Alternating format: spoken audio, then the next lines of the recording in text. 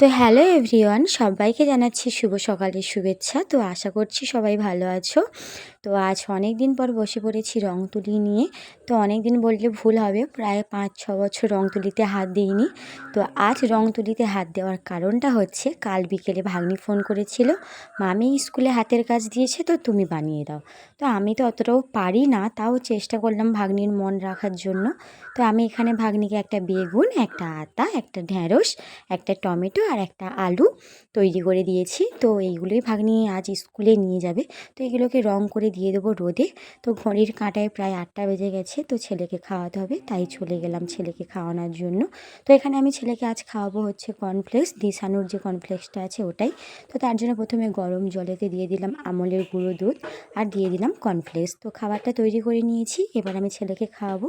তো ততক্ষণ সবাই সুস্থ থেকো, ভালো থেকো, আর হ্যাঁ, আমার ভিডিও অবশ্যই দেখতে থেকো। তো চলো, টাটা।